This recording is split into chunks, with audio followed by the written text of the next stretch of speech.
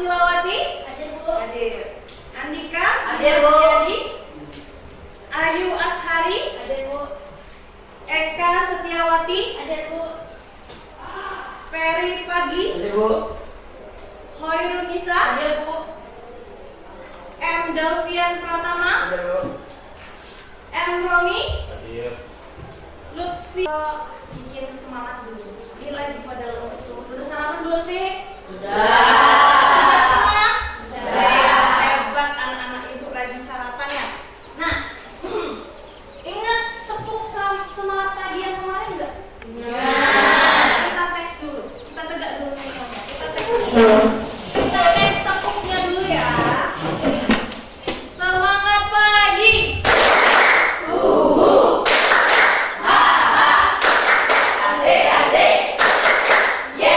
Sekali lagi. Semangat pagi.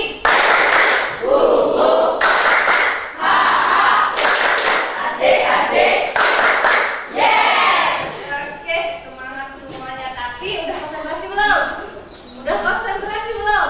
Nah, ibu nggak percaya. Kita tes dulu.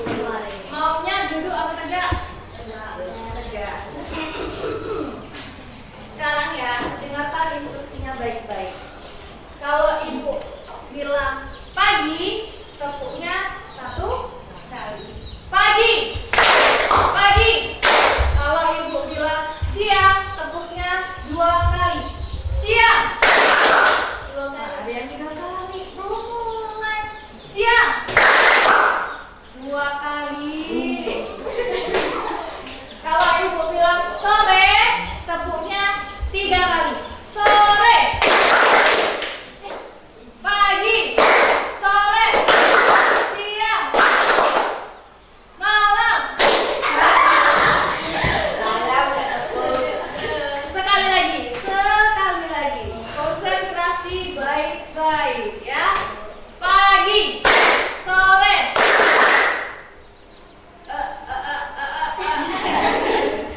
malam, siang, malam. Aduh, inilah ya kan katanya sudah sarapan, katanya konsentrasi, tapi nyatanya masih banyak yang belum konsentrasi. Sekali lagi, habis itu kita langsung melaksanakan kegiatan, oke? Pagi, sore, malam. Udah, tepuk tangan buat kita semua.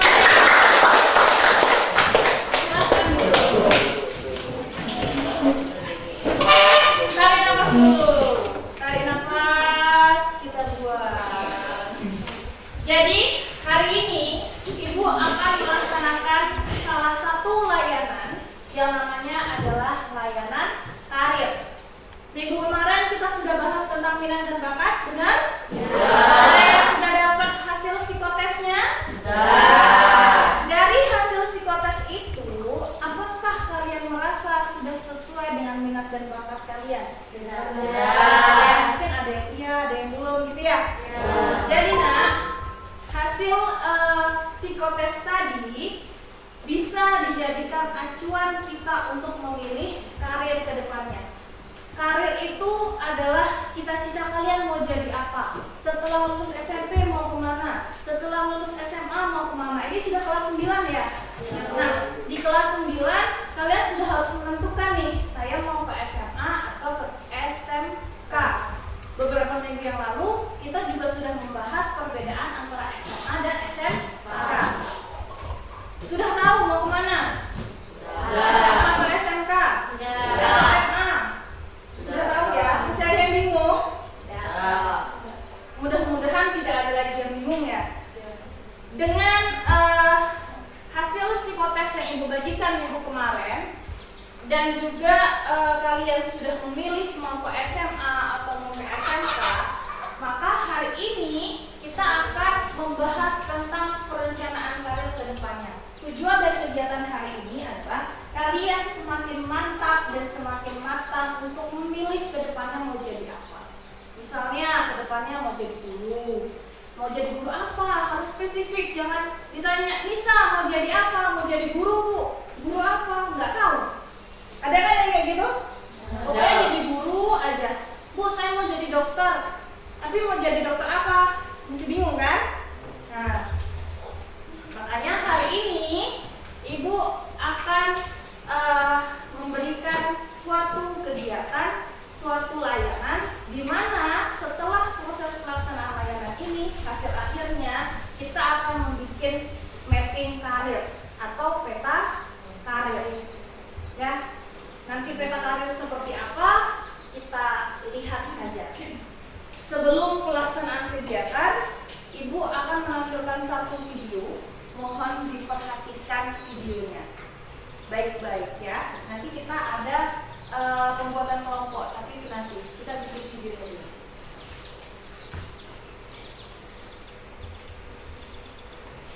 Oke,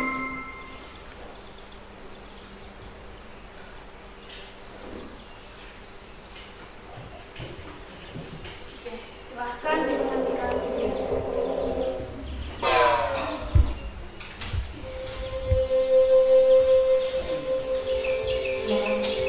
Jelas ya videonya ya?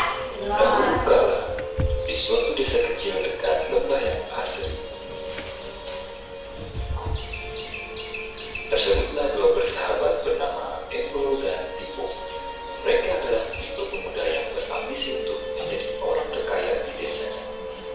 Mereka kerap membicarakan impian dan ambisi mereka itu akan kekayaan, kehidupan, dan gaya hidup yang ingin mereka miliki nantinya. Mereka tidak takut untuk bekerja keras, hanya saja mereka masih belum mendapatkan kesempatan untuk dapat mewujudkan cita-cita mereka. Hingga suatu hari, kesempatan itu pun datang. Desa mereka membutuhkan lebih banyak air.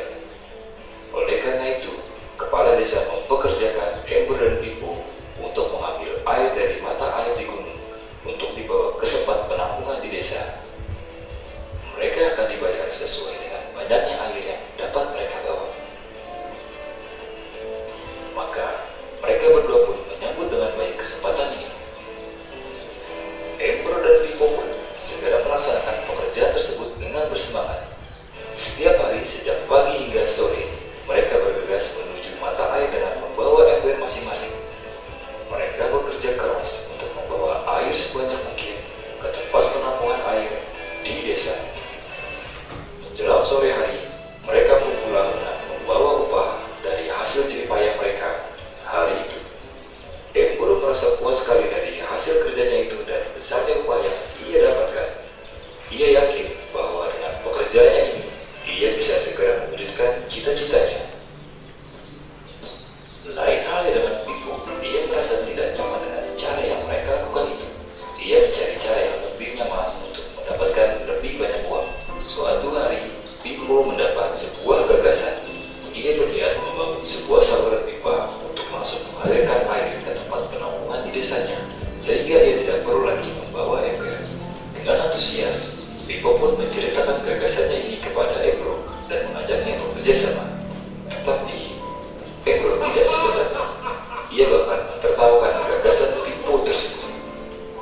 Embro merasa dirinya mampu mendapatkan lebih banyak uang dengan cara lebih sering mengambil air dan menggunakan ember yang lebih besar. Dengan cara ini, Embro yakin penghasilannya akan meningkat. Pipo akhirnya memutuskan untuk mewujudkan sendiri gagasan itu. Ia mengerti tidaklah mudah untuk membangun saluran pipa tersebut. Dibutuhkan beberapa tahun untuk menyelesaikan dan menikmati hasilnya. Namun, tekadnya telah bulat. Ia pun tetap bekerja keras mengangkat air dengan ember setiap hari seperti biasa. Tetapi di akhir minggu dan setiap ada waktu luang, Pipo bekerja untuk membangun saluran pipanya. Pada bulan-bulan pertama, hasilnya hampir tidak kelihatan. Orang-orang mulai banyak mentertawakan dan mencemooh Pipo. Mereka menjulukinya Pipo si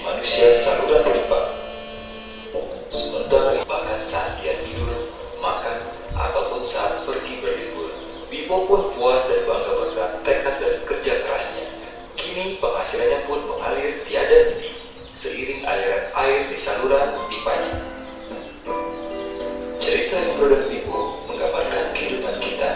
Pengerjaan yang dilakukan mereka adalah Oke, sudah ya? Sudah paham? Sudah mengerti? Jadi, di dalam video tadi ada berapa kata? 2. Ada Pipo dan Embro. Sekarang kita bikin kelompok dulu. Tugas dari kelompoknya adalah mendiskusikan tentang yang pertama, karakter Pipo itu seperti apa. Yang kedua, karakter si Embro tadi seperti apa. Dan yang kelompok ketiga adalah menyimpulkan dari isi videonya. Ya, untuk kelompoknya kita kayak gini aja ya, nggak usah pindah-pindah. Ini kelompok 1, ini kelompok 2, dan ini kelompok 3. Kelompok 1 tadi siapa? Pipo, ya. Kelompok 1 boleh saling berdiskusi, tengok ke belakang. Kalian diskusikan Pipo itu seperti apa sih orangnya, ya kan? Kelompok 2, Embro itu seperti apa? Dan yang kelompok 3 silahkan simpulkan isi videonya.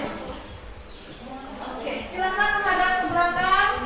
Yang depan boleh maju sedikit ke sini. Mufid sama Dimas boleh, David sama Oka maju ke sini. Ya, Ibu kasih waktu 5 menit untuk berdiskusi. Kemudian nanti salah satu perwakilan dari anggotanya silahkan maju untuk presentasi. Silahkan lanjut.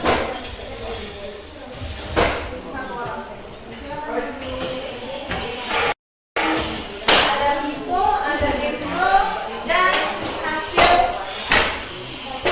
video tadi. Silakan Kakak.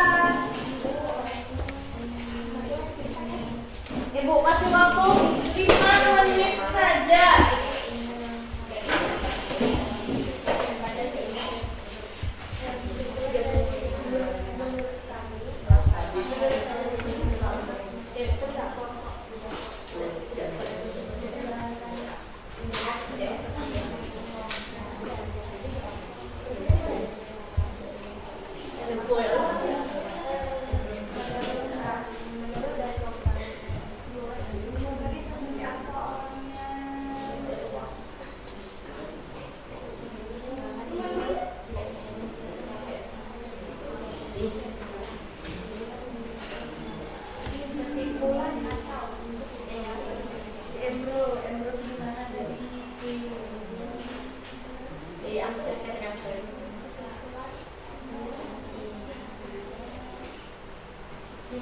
Saja ya.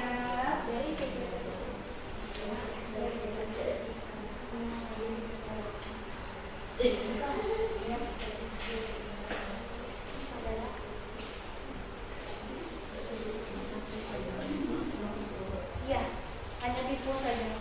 Embro nanti kelompok lain. Yang kelompok 3 ada kesulitan.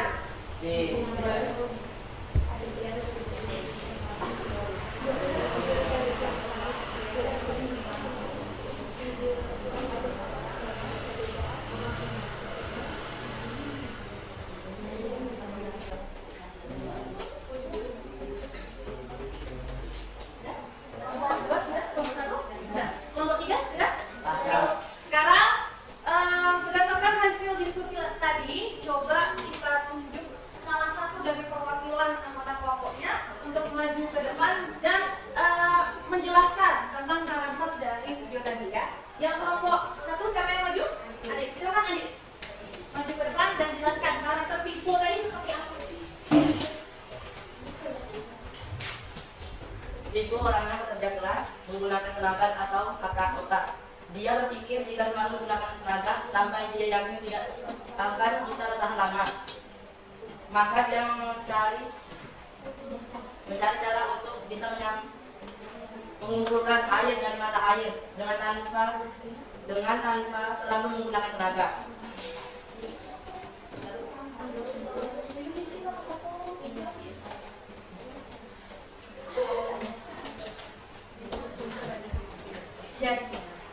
Jadinya dia ingin menceritakan saluran air, menciptakan saluran air agar dia tidak payah untuk mengambil air.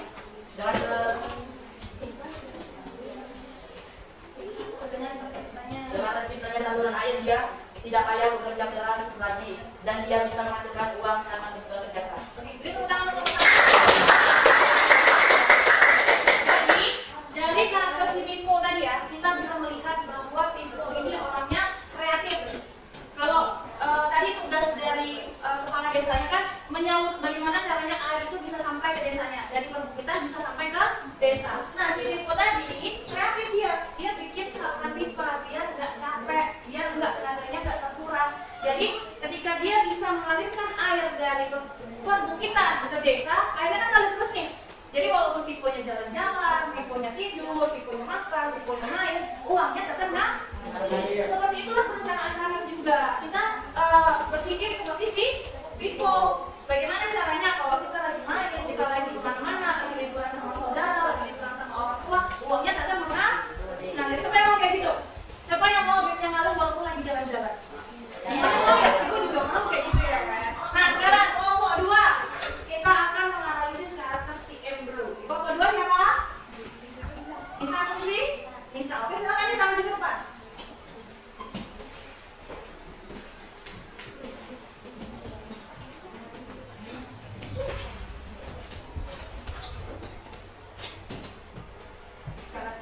Embro menginginkan semua harapan dari hasil kerja kerasnya tercapai. Seiring berjalannya waktu, semua yang diinginkan tercapai. Yang menggunakan hasil dari kerja kerasnya untuk berfoya-foya dan seiringnya masa, dia tidak bisa bekerja seperti biasanya. Dikarenakan yang semakin menua dan tidak kuat untuk mengangkat ember yang besar, Embro banyak menggunakan tenaganya. Oke, beri tepuk tangan kelompok 2. Jadi, si Embro tadi adalah sosok yang sebenarnya bekerja keras ya kan? Dia meluangkan seluruh tenaganya, memberikan seluruh tenaganya untuk mencari uang dengan cara mengangkat air tadi. Sebenarnya dia adalah sosok yang bekerja keras, tapi apa yang salah dari si Embro? Yang pertama, dia tidak kreatif ya. Benar tadi juga. Dia hanya mengandalkan ototnya. Padahal yang namanya otot itu ada masanya ya kan? Otot itu ada kekuatannya. Yang kedua, selain tidak kreatif apa? Ambisius. Yang dibilang tadi di mana dia selalu yakin bahwa aku pasti kuat, aku pasti bisa, ya kan? Padahal yang dia keluarkan itu ototnya, bukan otaknya. Yang ketiga apa?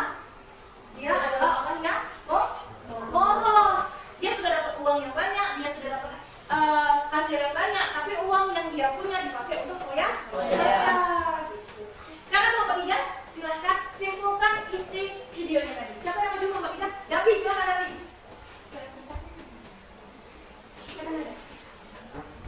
Dari kelompok ini kesimpulan atau isi dari video dari pertama perbedaan dalam berpikir antara kedua kelompok, yaitu Embro dan Pipo.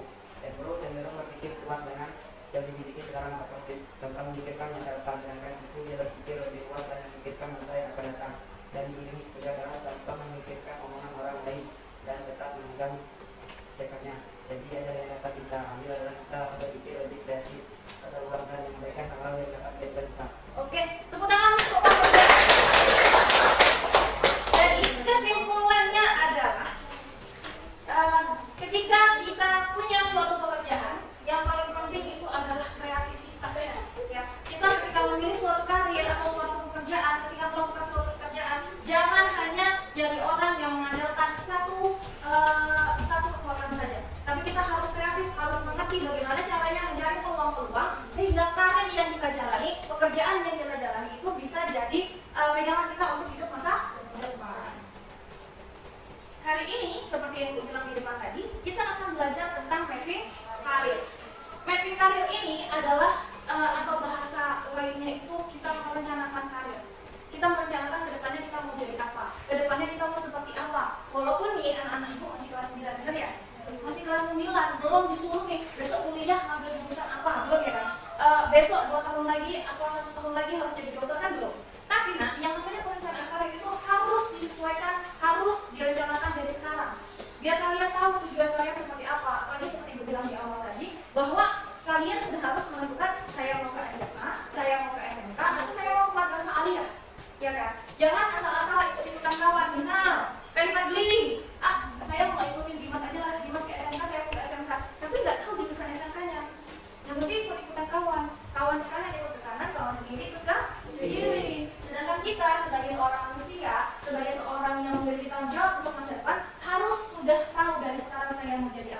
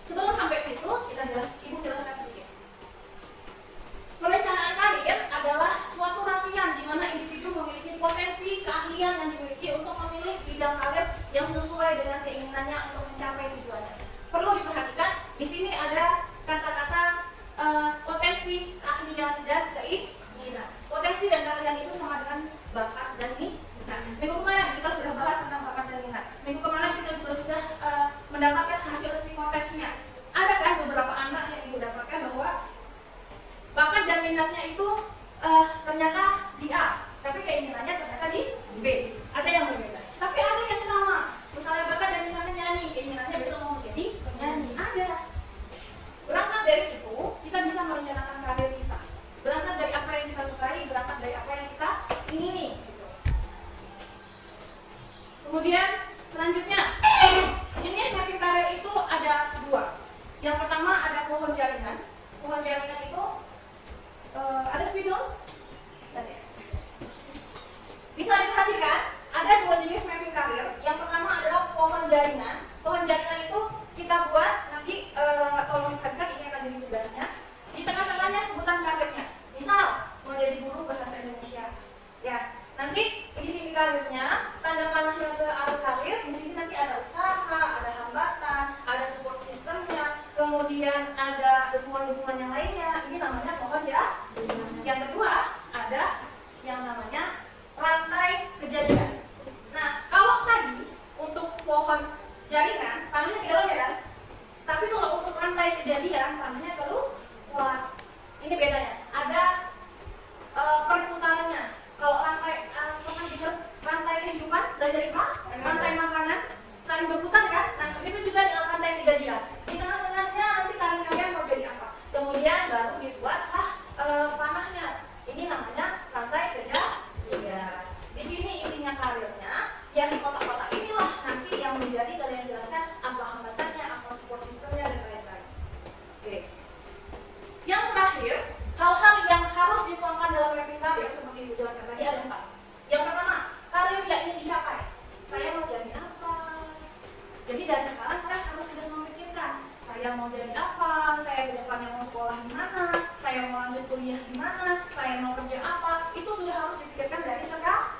Biar apa? Biar jadi kayak si Bipo tadi. Walaupun dia pergi kemana-mana, uangnya tetap mengalir. Ujung-ujung dari karir apa mana? Uang, ya kan? Ujung dari karir adalah mencari uang. Kemudian yang kedua, hambatan dalam mencapai karir. Sebutkan di dalam mapping karir tadi, sebutkan hambatan-hambatannya. Ya. Kemudian yang kedua, selain hambatan biasanya ada solusi. Nah, yang ketiga adalah solusinya. Seandainya kamu mendapatkan hambatan tadi, kira-kira usaha apa, solusi apa yang akan kamu lakukan untuk menghilangkan hambatan tersebut biar mencapai karir. Yang ketiga, yang keempat adalah support system dalam mencapai karir. Support system apa tahu? Apa? Dukungannya silahkan jelaskan. Boleh dukungan dari keluarga, boleh dukungan dari teman, atau dukungan dari pacar juga boleh. Ya, silahkan dijelaskan di dalam mapping karir tadi. Nah, sekarang tugasnya Ibu kasih waktu kira-kira 3 menit. Nah, silahkan kalian tuangkan di dalam sini karir apa yang mau kalian capai, kemudian jelaskan hambatannya, usahanya, dan support systemnya. Oke, Adit bantu Ibu.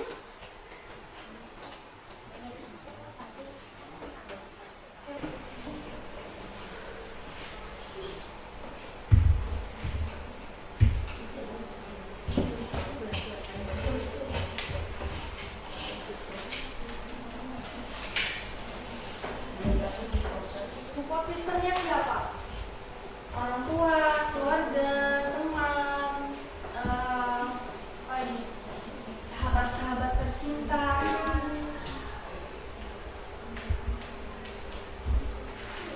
Oke, sudah selesai? Belum kita sekarang yang belum nanti bisa dilanjut. Sekarang yang Ibu tuju 1 orang saja maju ke depan untuk membacakan hasilnya. Siapa yang maju ke depan? Mau tunjuk tangan atau mau ditunjuk? Adit sudah selesai? Nisa, silakan ke depan.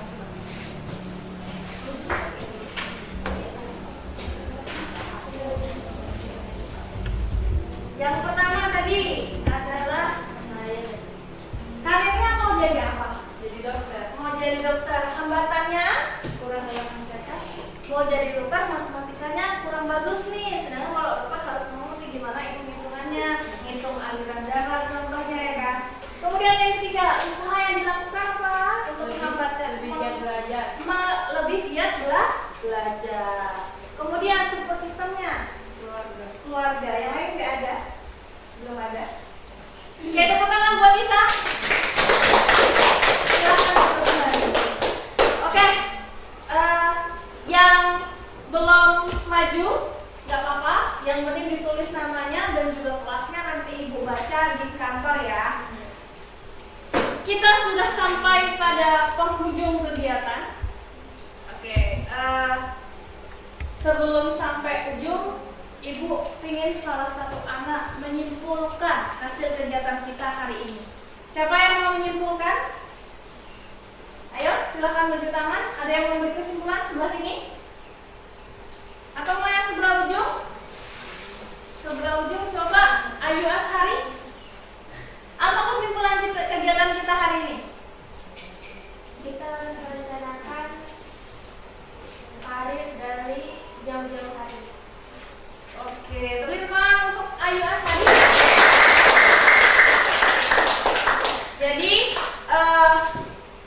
untuk mencapai masa depan yang cemerlang, untuk mencapai karir yang bagus, perlu persiapan. Tidak bisa ujuk-ujuk tiba-tiba kita jadi dokter, tiba-tiba kita jadi miliarder kalau tidak ada persiapan dari sekarang. Meskipun anak-anak ibu ini masih kelas 9, umurnya masih belasan, sangat penting untuk mempersiapkan dari sekarang. Bisa dimulai dari hal-hal kecil, misalnya kalian tekuni apa yang kalian sukai. Yang suka matematika, belajar terus matematikanya. Yang suka nyanyi, silahkan latihan terus nyanyinya. Yang suka menggambar, silahkan latihan terus menggambarnya. Supaya apa? Supaya bakat dan minat kita ke depannya bisa menjadi jalan kita mencapai karir yang sukses. Oke? Demikian kegiatan kita hari ini. Sampai ketemu lagi minggu depan. Terima kasih dan ibu ucapkan wassalamualaikum warahmatullahi wabarakatuh.